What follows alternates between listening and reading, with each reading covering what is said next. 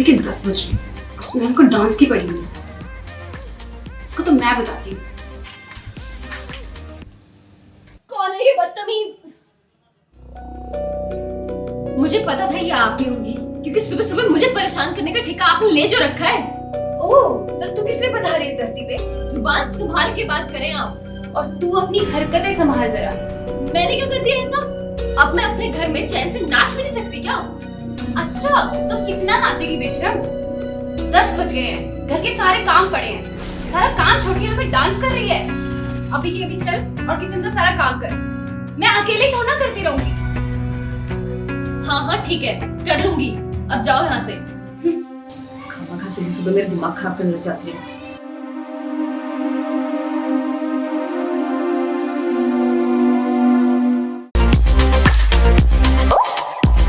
क्या हुआ आरती? सुबह सुबह इतना शोर क्यों मचा रखा है? पूरे मोहल्ले को इकट्ठा करोगी क्या? देखो करण, सुबह के 10 बज गए हैं और श्री को डांस की लगी हुई है। घर का सारा काम ऐसे ही पड़ा हुआ है। कोई बात नहीं आरती, नहीं आई हो इस घर में, सीख जाएगी, टाइम लगेगा उसे।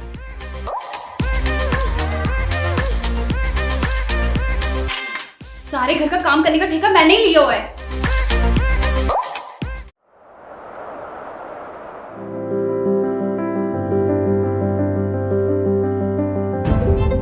बेशरम लड़की, तुझे तेरे माँ बाप ने इतना भी नहीं सिखाया कि बिना नहाए तो किचन में नहीं घुसते हैं। आपको दिक्कत क्या है मुझसे? और ये बात बात पे आप मेरे घर वालों पे क्यों चली जाती हैं? मेरा जैसा मन आएगा ना, मैं वैसे करूंगी, और मुझे यही काम करना आता है, तो मैं ऐसे ही करूंगी, ठीक है ना? लेकिन अब इस किचन से निकल तू। और सुन, बिना नहाए धोए ना अब इस किचन में घुस मत जाना।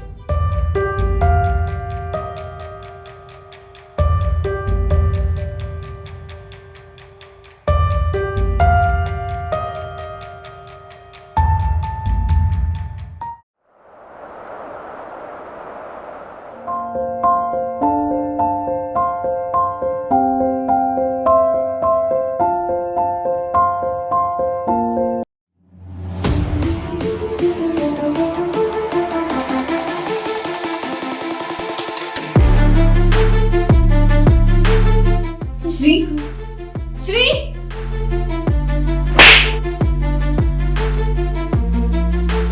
तू बहरी हो गई है क्या? सारा दूध निकल के बाहर गिर गया और मैडम को ये गाने सुनने की लगी है। आपकी हिम्मत कैसे हुई मुझ पे हाथ उठाने की?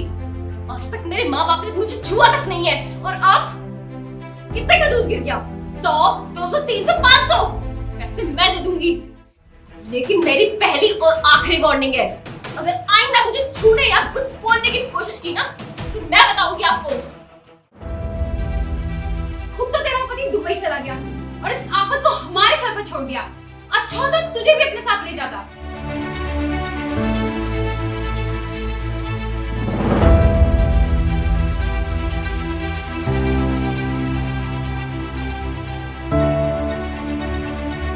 आरती, आरती बात तो सुनो। आरती,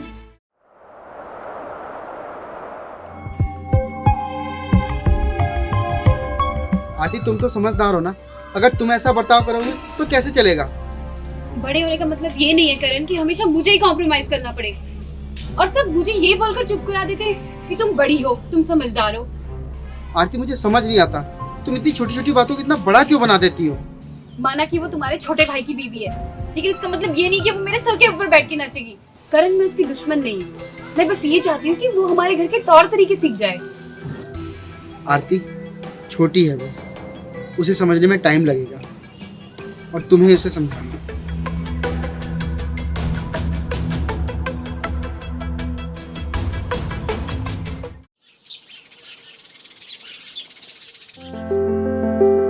श्री, नाश्ता बन गया क्या?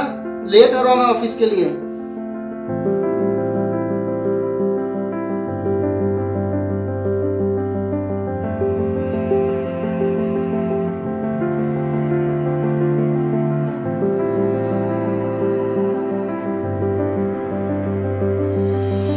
अरे चाय तो पी लो।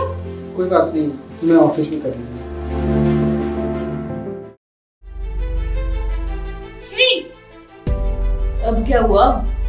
तुम्हारे माँ बाप ने तुम्हें यही सिखाया है? यही खाना खिला के तुम्हें बड़ा किया है? पता नहीं तुम क्या करती हो, कहाँ सोचती रहती हो। ध्यान रहता है तुम्हारा? दिमाग कहाँ है तुम्हारा?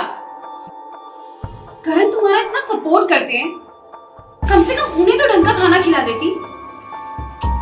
मुझे लगता है तुम्हारा तो कुछ हो ही नहीं सकता। सुनिए, मुझे ना ऐसे ही खाना आता है बनाना, तो मैं यही बनाऊंगी। और अगर आपको अपने पति की इतनी फिक्र है ना, तो उनके लिए खाना खुद ही बना लीजिए। मुझे बोलने की जरूरत नहीं है, बात बात पे आ जाती हैं। तुम्हें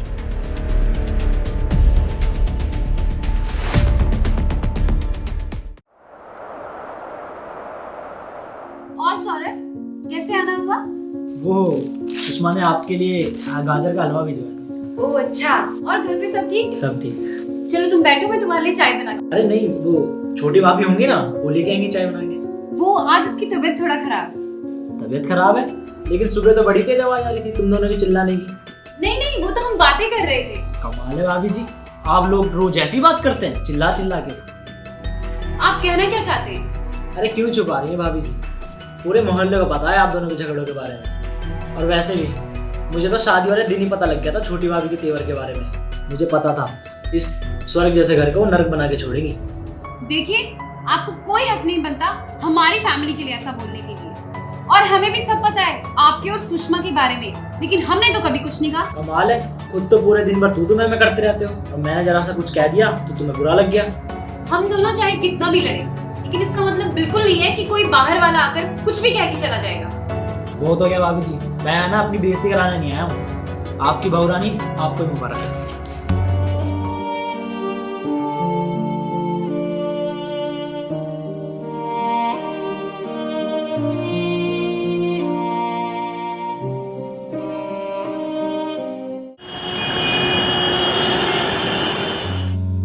आरती, बहुत जोर से भूख लग रही है, कुछ खाने में है क्या? अभी तो कुछ नहीं बनाया, मैं अभी बना कर लाती हूँ।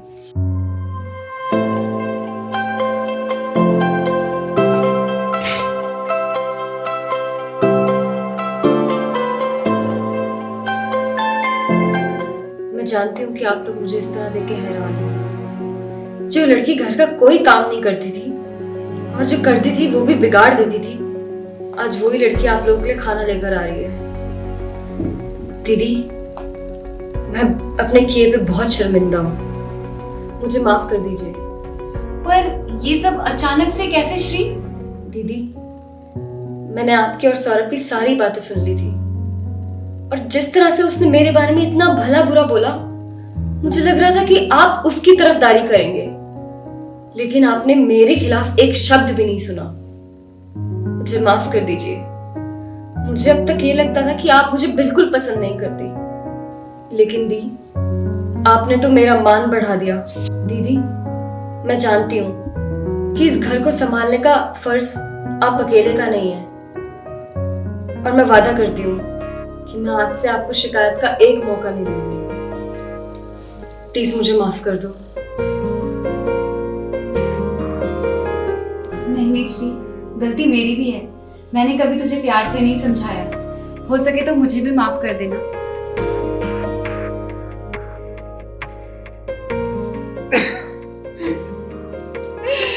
देवरानी और जेठानी का रिश्ता ऐसा ही होता है। अगर हम आपस में बहनों की तरह रहे तो जिंदगी और भी आसान और खूबसूरत हो जाती है।